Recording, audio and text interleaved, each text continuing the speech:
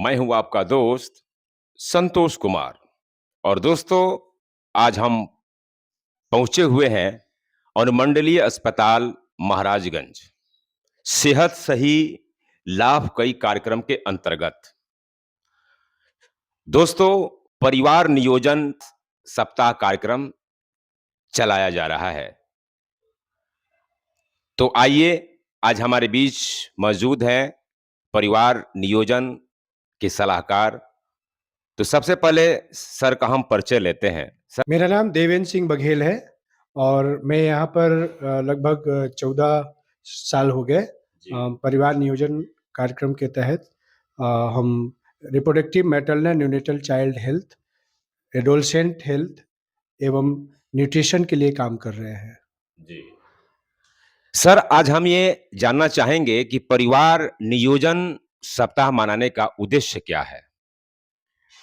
परिवार नियोजन सप्ताह पखवाड़ा मनाने का उद्देश्य है, सरकार का मंशा है कि हमारे देश में जो जनसंख्या वृद्धि हो रही है उसमें कमी आए, टीएफआर में कमी, टोटल फर्टिलिटी रेट, और चूंकि जनसंख्या जिस तरह से बढ़ रही है, लोग बच्चों में गैप नहीं रख रहे हैं, अंतराल नहीं रखने की वजह से, कम उम्र में शादी होने की वजह से और जल्दी जल्दी बच्चा पैदा करने की वजह से उन बच्चों की मृत्यु होती है, यानी IMR बढ़ता है, इन्फेंट मोर्टलिटी रेट, उसको कम करना। और चूंकि ड्यूरिंग प्रेगनेंसी से लेकर के और बच्चा होने तक कुछ जो महिलाएं मर रही हैं उसको भी कम करना, वो मातृ मृत्यु दर को कम करना, MMR को कम करना, ये मुख्य उद्देश्य है। अच्छा सर, हम अब ये जानना चाहूंगा कि परिवार नियोजन से समाज और परिवार को क्या लाभ मिलता है।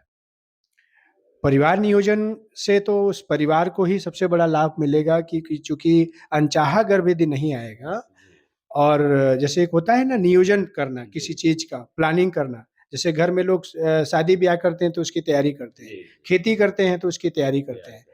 बिना तैयारी के यदि कोई खेत में बीज डाल दिया तो वो सही से नहीं होगा, या तैयारी नहीं है, सिंचाई नहीं किया, खाद पानी नहीं किया तो नहीं होगा। इसी तरह हमारा परिवार नियोजन भी होना चाहिए शादी के बाद। यानी शादी कब करना है, सबसे पहले ये उसमें उम्र भी देखा जाता है कि 18 साल कम से कम लड़की का उम्र हो, 21 साल लड़का का उम्र हो, और पहला बच्चा जो होना चाहिए वो मैच्योरिटी के बाद। तो हम इंसानों में मैच्योरिटी 20 साल के बाद आती है।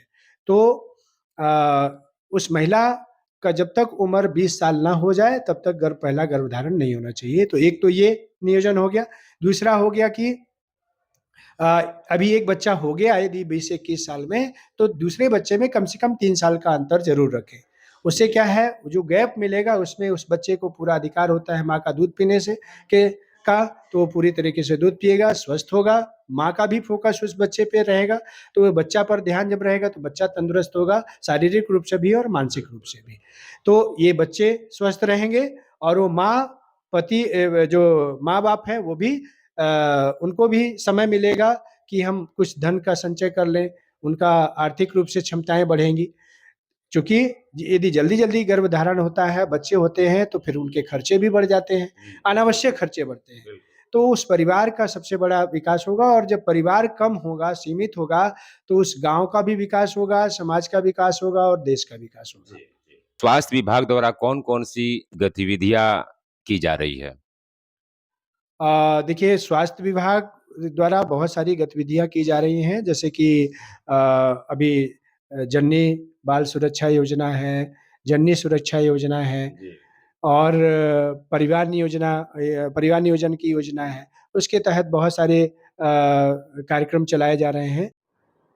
परिवार नियोजन के लिए कौन कौन से सुरक्षित तरीके हैं सर।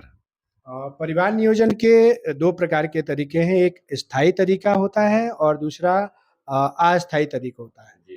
तो अस्थायी तरीके में देखिए, पुरुष नसबंदी और महिला नसबंदी है, और अस्थायी तरीके में कंडोम,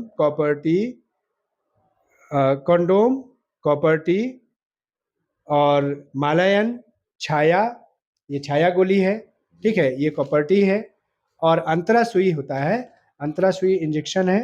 अभी ये 3 तरीके से आ गया है। एक इम्प्लांट भी, जैसे कि एक स्किन में लगाया जाता है, सबक्यूटेनियस बोलते हैं, और एक आईएम लगाया जाता है और एक सर्जरी करके भी लगाया जाता है। तो ये अंतरा सुई के बारे में है। और ईजी पिल्स है, मालायन है, छाया है, ये बहुत सारे तरीके हैं, अस्थायी तरीके हैं इसके। ये जानना चाहूंगा कि निशुल्क परिवार नियोजन की सुविधा जिले में कहाँ-कहाँ उपलब्ध है?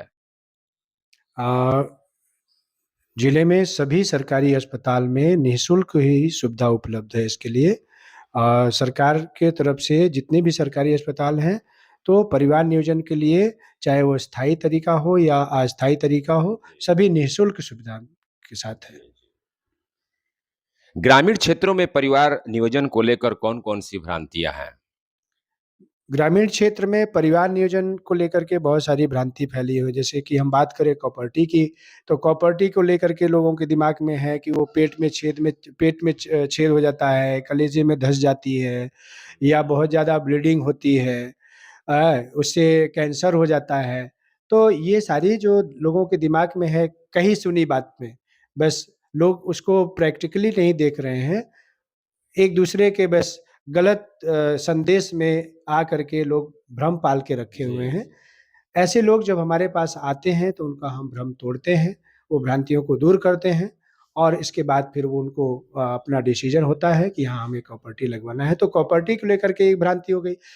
पुरुष नसबंदी को लेकर के बहुत सारी भ्रांति है, जैसे कि लोग सोचते हैं कि पुरुष नसबंदी करा लेंगे तो हम बाहर काम करने जाते हैं, काम कैसे करेंगे? हमारी क्षमताएँ कम हो जाएँगी, हम उत्तेजना खत्म हो जाएगी, मर्दांगनी खत्म हो जाएगी, सबसे बड़ी भ्रांति ये लोगों के दिमाग में है।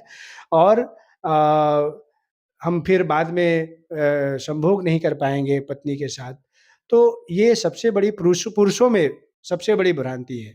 हमने एक स्लोगन दिया था कि असली दबंग वही जो दूर करे मन का भ्रम।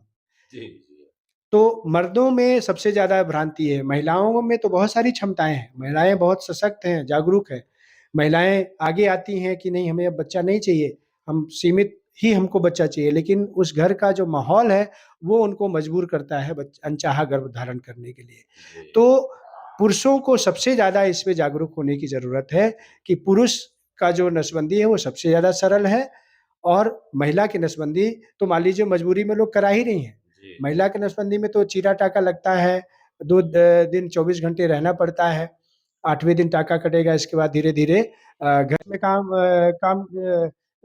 वो जो खेत में काम कर रहा हो या बिल्डिंग में काम कर रहा हो, गैरेज में काम कर रहा हो, किसी भी प्रकार की हानि उसको नहीं है। सिर्फ़ एक उसको सावधानी बरतना है कि आज नसबंदी करा लिया, कल-परसों से यदि पत्नी से भेंट करना है, तो कंडोम का उपयोग ज़रूर करें। क्यों?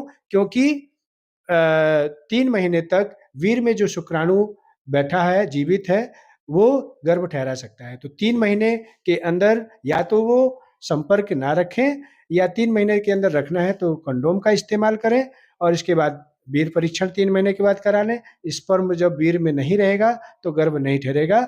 जैसे कि महिला का नसबंदी होता है तो अंडाणु नली बंद की जाती है। तो अंडाणु जब बंद हो गया तो गर्भ में नहीं आया, तो अकेला पुरुष का शुक्राणु जाके क्या करेगा? तो ये इसमें आप समझ सकते हैं इसके माध्यम से कि यहाँ ये टेस्टिस है, इस नली को पकड़ के सर्जन जो है इसको काट के बाँध के छोड़ देते हैं।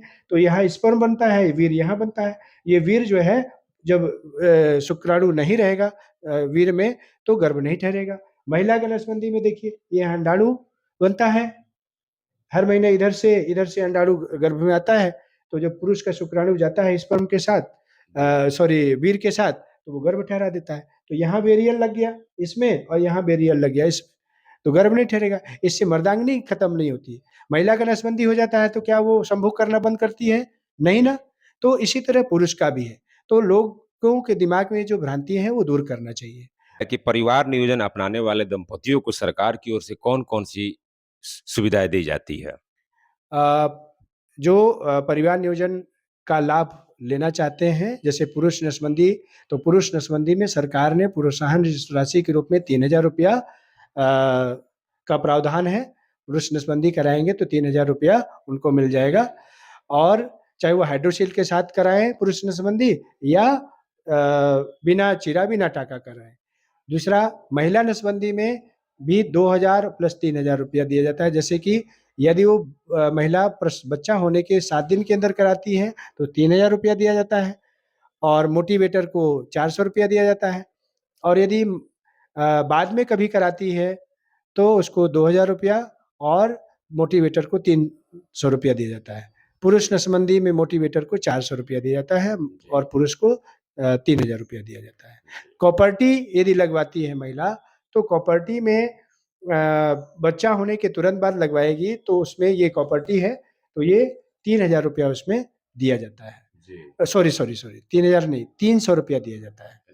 ठीक है, 300 रुपया महिला को दिया जाएगा जो लगवाएगी और 150 रुपया सर्विस प्रोवाइडर को जो लगाएगा और 150 रुपया आशा कार्यकर्ता को मिलता है। इसमें अंतरा सुई है, अंतरा सुई में सरकार ने प्रति सुई 100 रुपया का जो है प्रोत्साहन राशि देती है। ये अंतरा सुई है, 3 महीने के लिए लगता है, साल भर में 4 ठो लगेगा तो 400 रुपया उस महिला को आने जाने का भाड़ा कहिए, है ना, उस प्रोत्साहन राशि के रूप में देती है। ठीक है जी। जनता के लिए क्या संदेश देना चाहेंगे? आम जनता को हम यही संदेश देना चाहेंगे कि लोग शादी के पश्चात से ही, तुरंत बाद से ही परिवार नियोजन के बारे में सोचें। परिवार नियोजन का मतलब है कि वो यह विचार करें पति पत्नी, उनका खुद का निर्णय होना चाहिए कि हमें बच्चा कब चाहिए, एक बच्चे के बाद दूसरे बच्चे में कितना अंतराल रखना है और हम अपने बच्चों को कैसे स्वस्थ रख सकते हैं, कैसे उनको पढ़ा-लिखा सकते हैं, कितनी हम उनको अपने माता-पिता होने के नाते कितनी सुविधाएँ दे सकते हैं। तो इसके लिए परिवार नियोजन बहुत मायने रखता है क्योंकि परिवार नियोजन के जब तक साधन नहीं लोग अपनाएँगे तब तक जो है अनचाहा गर्भ से बचना बड़ा मुश्किल है। तो ना सोचते हुए भी बच्चा जब आ जाता है तो फिर उनके खर्चे बढ़ जाते हैं। तो इस कारण से परिवार नियोजन के प्रति लोग जागरूक होंगे तो वो महिला स्वस्थ रहेगी, बच्चे को पूरी सुविधाएँ दे सकते हैं, आगे पढ़ा-लिखा सकते हैं, बड़ा कर सकते हैं और भी जो अनावश्यक खर्चे हैं उनसे वो बच सकते हैं। जी। तो बहुत-बहुत धन्यवाद सर का कि इन्होंने अपना कीमती समय हमें दिया और दोस्तों तो हमारे साथ बने रहिए और देखते रहिए सीवान का पहला सामुदायिक रेडियो स्टेशन रेडियो से नहीं 90.4 एफएम सुनो सुनाओ प्यार बढ़ाओ।